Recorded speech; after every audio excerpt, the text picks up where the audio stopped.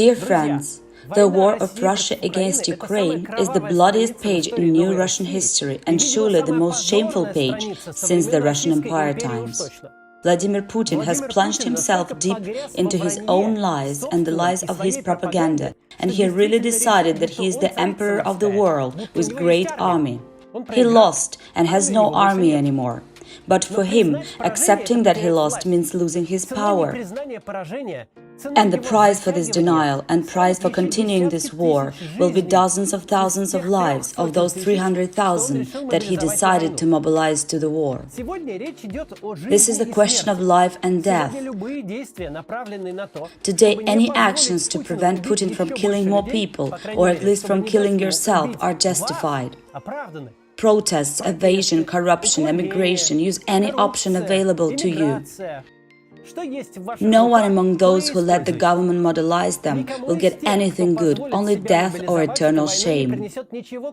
Either you will never come back home, or you'll have to hide where you've been and what you've done for your whole life. So Putin announced partial mobilization, as he calls it, but of course there is nothing partial about it. As a result, they want to take 300,000 people for the war in Ukraine. In Russian, not in Ukrainian, but in Russian public space, there is some weird mood about that. People might think that there is some kind of a turning point, a counterattack or something like that. It looks like there is some positive military news for Russia. Putin decided to be serious about this war. In reality, the news about mobilization have nothing to do with the real situation at war. And it won't for a long time.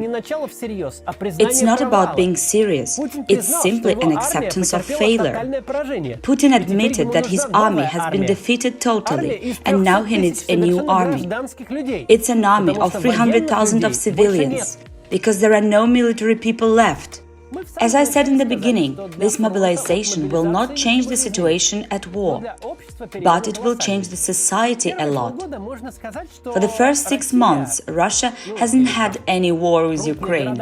I mean, people from the capital cities, from the big cities or regional centers of Russia, where most of Russians live, they didn't go to war, and they received no coffins back. If someone who doesn't know the context looked at the Mediazona infographics about the death tolls, he would think that Buryatia and Dagestan are the biggest regions of Russia. Tiny Tuva, with a population of 324,000 people, which is a bit larger than the Moscow's district Marino, has lost 97 people, while Moscow, with the population of 12 million people, has lost at war just 17 people. That's why they succeeded in banishing the war problem for people's minds and create this indifference, because while the poorest regions received coffins with the dead bodies back, the big cities lived as they did before. The matter of war wasn't some kind of an issue of life and death. Now war has come to every house. Now the government is desperately looking for men to be killed. Putin's government has always supported a depoliticization strategy. The citizens were asked to stay away from politics, and in return the government stay away from our homes. The whole depoliticization was based on it. I don't mess up with politics, and politics doesn't mess up with me. Imprisonment of activists, police violence on meetings, all that is for those who wanted it. I'm just a common person, it doesn't affect me. And initially the war was consistent with this model. But now the Russian regime is trying to do what it has never done before, to push a very huge and unpopular decision. And this is so big that no common person can look away. There is no option to keep silent and do nothing anymore. There is a real choice between life and death. Does Putin understand that he's going for a huge risk? that he's messing up with people who haven't wanted to notice him for 20 years of his existence? Of course he does. The problem is that he doesn't have a choice. He must take huge risks or lose the power. Risks will not guarantee his victory, but it will prolong the war. And wasting time day after day without any plan is a natural thing for our system.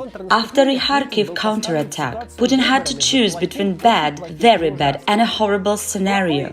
The bad option was to watch his army die. A very bad one, to rely on these local mobilization sources like Prigozhin or Kadyrov or small governors. It looked like in 12th century. And the horrible one was to send thousands of civilians to war. He has chosen the third option. Perhaps a horrible end is better than horror without an end, but it doesn't make us feel any better. In the end of this video, I'd like to remind you that the situation is really dangerous for you. If you're a man and you're in Russia and you are older than 18, no official reasons, conditions, circumstances and connections will guarantee you anything. Please take care of yourselves. You must escape the war and stay alive. See you tomorrow.